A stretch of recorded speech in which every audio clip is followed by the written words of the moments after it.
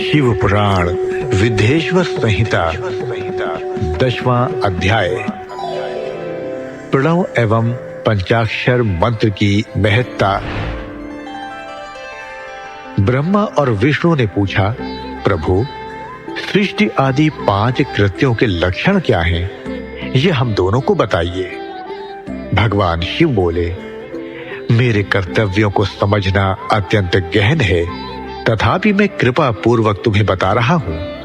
सृष्टि पालन, संहार, तिरोभाव और अनुग्रह मेरे जगत संबंधी 5 कार्य हैं जो नित्य सिद्ध हैं।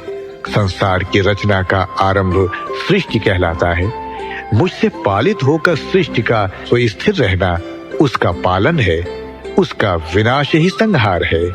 प्राणों के उत्क्रमण को तिरोभाव कहते हैं।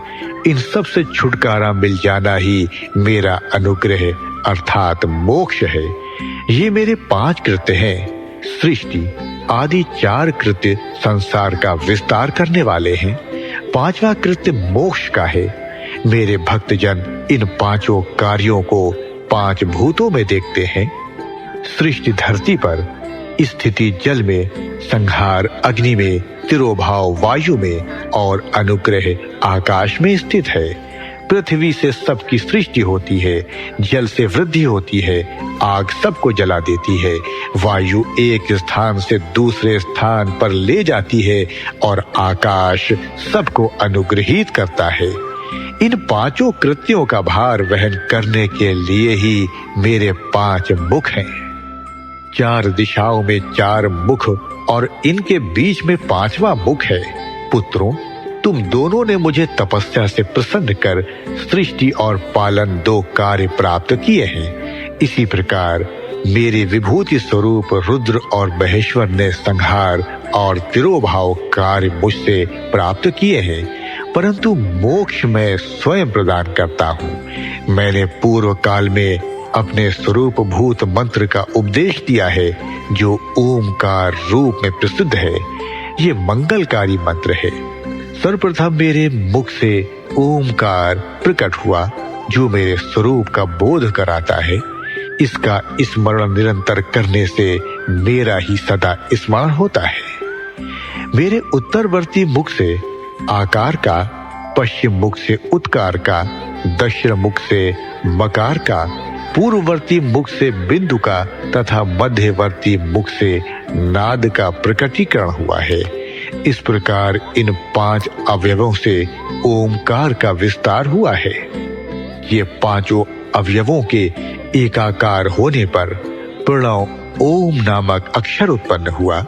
जगत में उत्पन्न सभी स्त्री पुरुष इस प्रणव मंत्र में व्याप्त हैं। ये मंत्र शिव शक्ति दोनों का बोधक है।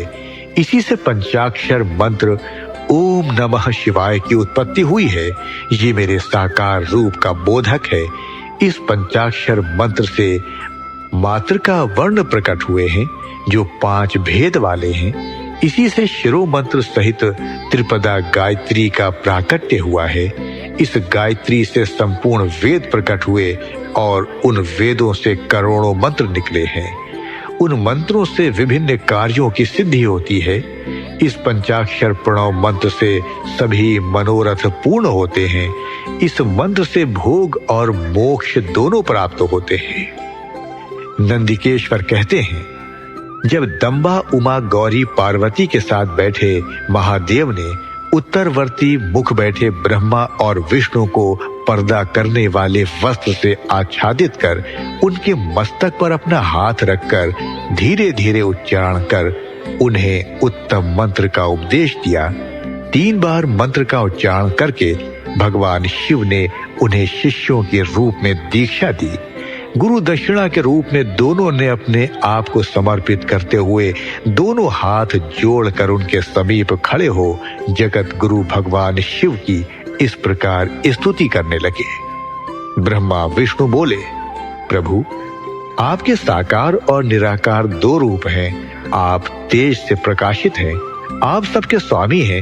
आप सर्वात्मा को नमस्कार है। आप प्रणव मंत्र के बताने वाले हैं तथा आप ही प्रणव लिंग वाले हैं। सृष्टि पालन, संहार, तिरोभाव और अनुग्रह आदि आपके ही कार्य हैं। आपके 5 मुख हैं, आप ही परमेश्वर हैं, आप सबकी आत्मा है, ब्रह्मा है। आपके गुण और शक्तियां अनंत हैं, हम आपको नमस्कार करते हैं। इन पंक्तियों से स्तुति करते हुए गुरु महेश्वर को प्रसन्न कर ब्रह्मा और विष्णु ने उनके चरणों में प्रणाम किया। महेश्वर बोले, आर्द्रा नक्षत्र में चतुर्दशी को यदि इस प्रणव मंत्र का जप किया जाए तो ये अक्षय फल देने वाला है। सूर्य की संक्रांति में महा आर्द्रा नक्षत्र में एक बार किया प्रणव जप करोड़ों गुना जप का फल देता है। मृगशिरा नक्षत्र का अंतिम भाग तथा पुनर्वसु का शुरू का भाग पूजा, होम और तर्पण के लिए सदा आर्द्रा के समान ही है। मेरे लिंग का दर्शन प्रातः काल अर्थात मध्याह्न से पूर्व काल में करना चाहिए। मेरे दर्शन पूजन के लिए चतुर्दशी तिथि उत्तम है। पूजा करने वालों के लिए मेरी मूर्ति और लिंग दोनों समान हैं, फिर भी मूर्ति की अपेक्षा लिंग का स्थान ऊंचा है, इसलिए मनुष्यों को शिवलिंग का ही पूजन करना चाहिए। लिंग का ओम मंत्र से और मूर्ति का पंचाक्षर मंत्र से पूजन करना चाहिए। शिवलिंग की स्वयं स्थापना करके या दूसरों से स्थापना करवाकर उत्तम द्रव्यों से पूजा करने से मेरा पद सुलभ होता है। इस प्रकार दोनों शिष्यों को उपदेश देकर भगवान शिव अंतर्धान हो गए।